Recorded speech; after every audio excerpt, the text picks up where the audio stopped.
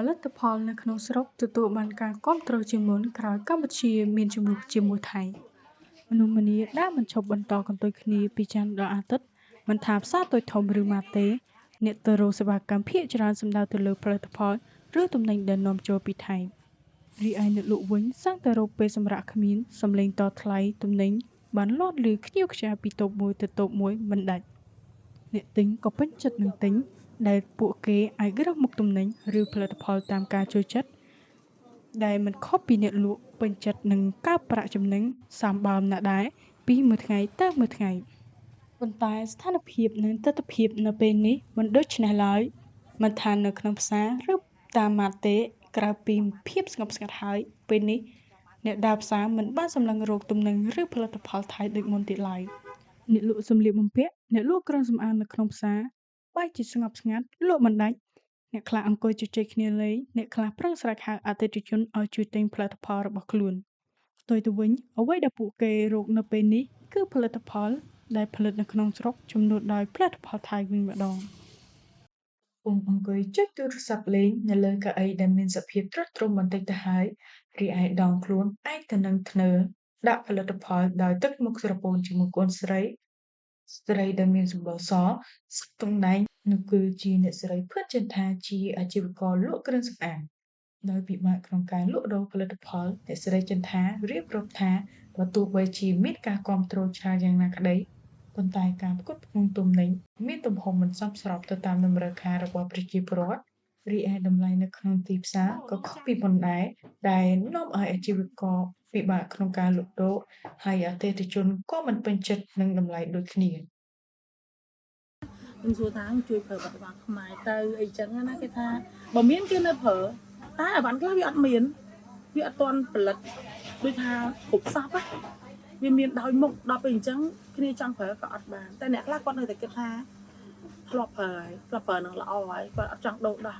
អញ្ចឹងអ្នកខ្លះគាត់នៅមានគិតអញ្ចឹងដែរក្នុងនាមជាអ្នកលក់ដូរនៅក្នុងផ្សារម្នាក់អ្នកស្រីចន្ទថាមានភាពសប្បាយរីករាយនៅពេលដែលប្រជាពលរដ្ឋខ្មែរចេះស្រឡាញ់គ្នារួបរวมគ្នានិងឈប់ប្រើប្រាស់ផលិតផលដែលនាំចូលពីប្រទេសថៃអ្នកស្រីចន្ទថាសំណូមពរឲ្យក្រុមហ៊ុននិងរោងចក្រនៅក្នុងកម្ពុជាទាំងអស់តែពង្រីកសង្វាក់ផលិតកម្មឲ្យបានធំជាងមុនដើម្បីផ្គត់ផ្គង់ឲ្យទាន់ពេលវេលាជាពិសេសគួររក្សាតម្លៃទំនិញឲ្យមានស្ថិរភាព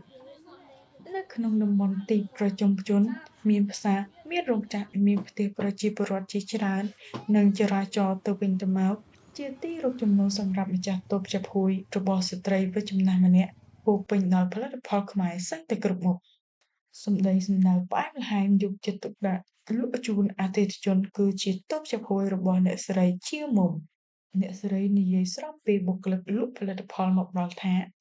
ផលិតផលនៅក្នុងស្រុកមានតម្លៃថ្លៃជាងទំនិញនាំចូលពីប្រទេសថៃនិងផ្គត់ផ្គង់មិនគ្រប់គ្រាន់បើទោះបីជាផលិតផលថៃនៅមាននៅក្នុងស្តុកក្តីក៏អតិថិជនរបស់អ្នកស្រីគ្មាននរណាម្នាក់សួររកផលិតផលរបស់ថៃប៉ុន្តែពួកគេបែរជាងាកមកគាំទ្រផលិតផលក្នុងស្រុកជំនួសវិញហើយតែកុំឲ្យលក់បាច់ឆ្រឹងលក់អត់មានអស់ដាច់ស្តុករហូតណាសូមឲ្យបំណងនេះពលឺខ្លាំងឲ្យប្រជាជនយើងមានតែប៉ុណ្ណឹង7 10លានអ្នកទេអត់មានប្រវាទេនាំនេះធ្វើក្នុងស្រុកយើងទៅហើយឲ្យសរោមប្រប្រជាជនយើងមានដីទាំងម៉ាននោះនេះខំដាំដុះគ្រប់គ្នាមកដល់យករបស់របរនៅទីយកមកលក់ក្នុងទីផ្សារស្រុកខ្មែរយើងកុំឲ្យមានលោកប៉ាន់សុវិជាអ្នកនាំពាក្យក្រសួងពាណិជ្ជកម្មមានប្រសាសន៍ថានិន្នាការនេះជំរុញឲ្យប្រជាពលរដ្ឋកម្ពុជាសម្រេចចិត្ត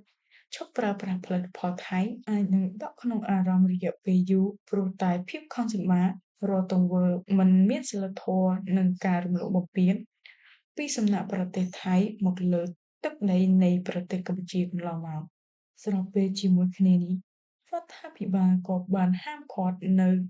ការនាំចូលទំនិញពីប្រទេសថៃ3មុខមានបន្លែផ្លែឈើប្រេងឥន្ធនៈនិងឧស្ម័នចឹងនេះជាចំណុចគួរឲ្យកត់សម្គាល់ទី2ចង់និយាយថាយើងមិនមែនបិទមិនឲ្យនាំចូលពីទំនិញផ្សេងពីប្រទេសថៃទេក្រៅពីឧស្ម័នក្រៅពីប្រេងឥន្ធនៈក្រៅពីបន្លែផ្លែឈើក៏ប៉ុន្តែទីផ្សារខ្លួនឯងឬប្រជាពលរដ្ឋដែលអ្នកប្រើប្រាស់ខ្លួនឯងបានបដិសេធមិនប្រើប្រាស់នៅទំនិញទាំងនោះអញ្ចឹងទំនិញដែលនាំចូលមកពីថៃក្រៅពីប្រមាណមុខដែលបាន និយាយពីខាងដើមគឺបន្លែផ្លែឈើប្រេងម្នាក់នឹងគ្រប់ថ្ងៃនោះវាខ្លាយទៅជាសម្លេងដែលមានការត្រូវការនៅក្នុងទីផ្សារអញ្ចឹងវាជួយបាននាំចូលដល់ឯង រីឯលោកបណ្ឌិតគីសេរីវត្តអ្នកជំនាញផ្នែកសេដ្ឋកិច្ចកម្ពុជាលើកឡើងថាការបិទព្រំដែនខ្មែរថៃសម្រាប់ប្រទេសកម្ពុជាមានផលប៉ះពាល់ផ្នែកសេដ្ឋកិច្ចក្នុងរយៈពេលខ្លីព្រោះมันអាចនាំចូលទំនិញពីប្រទេសដទៃភ្លាមៗបានឡើយ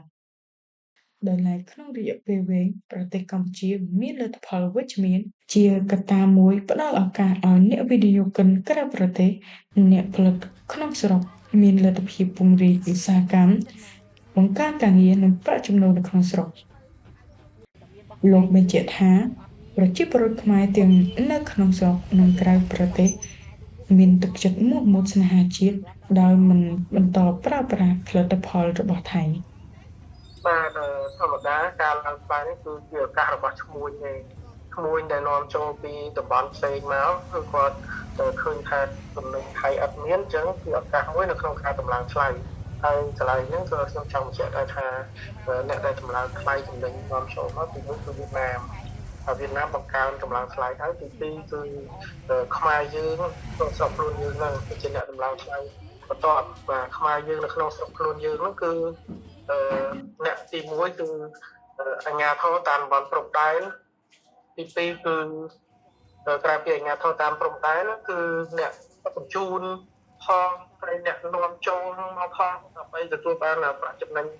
ច្រើនក្នុងឱកាសរបស់គាត់នេះគាត់ជាឆ្លៀតកម្លាំងទៅហើយដែលធ្វើឲ្យទំនិញនៅក្នុងស្រុកយើងមានការឡើងថ្លៃរហូតដល់មានការពៀនមានដល់ពីរដ្ឋសំណាក់រដ្ឋាភិបាលដើម្បីទប់ស្កាត់បញ្ហានេះបាទ